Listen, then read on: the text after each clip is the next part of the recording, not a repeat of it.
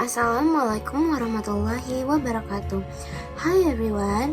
First of all, let me introduce myself. My name is Hanifah Dwinta Azari and my student number is 2513042070 and I'm from ED 25C class.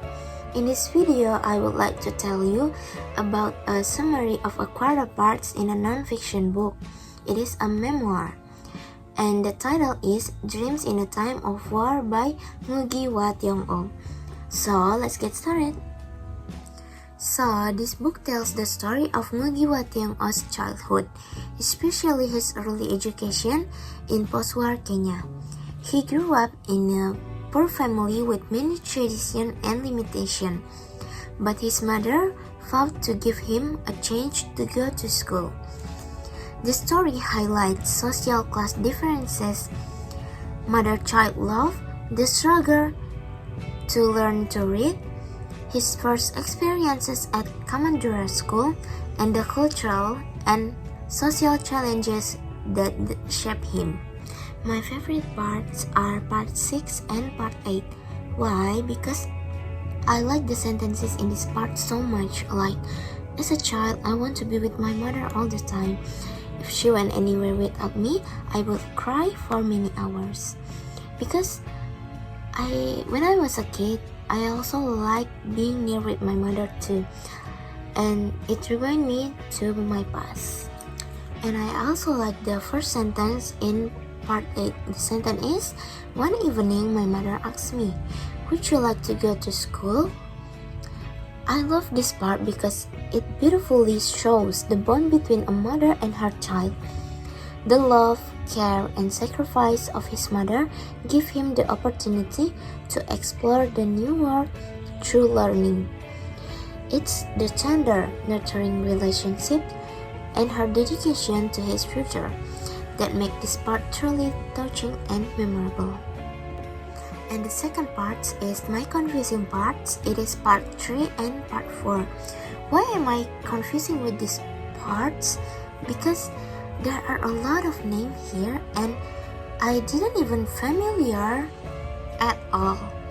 Like, with one of the Wangichis, he had 2 sons, Jinju or Baba Mukuru, as we called him, and my father, Thiong'o, as well as 3 daughters, Wanjiru, Njeri, and Wairimu.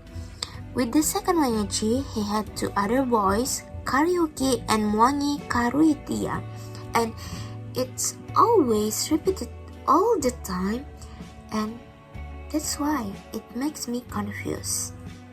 And next is my questionable parts.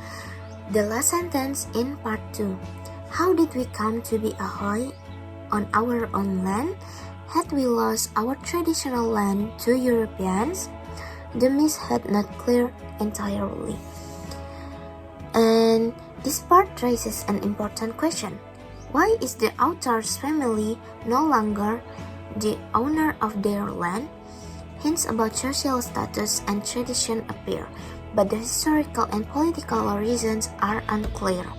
This lack of explanation makes the part feel incomplete, leaving the reader curious about the family's struggles.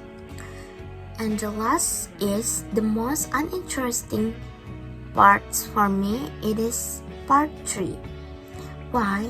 Because there are a lot of names here and it makes me overwhelming and I lost my focus at the end.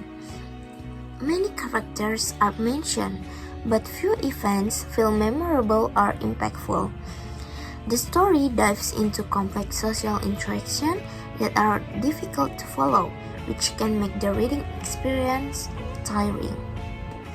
And when I finish my reading in part 3, I still lost my focus and it still feels boring. So in the end, it is a story about mother's love and the importance of education. So thank you for watching. Wassalamualaikum warahmatullahi wabarakatuh.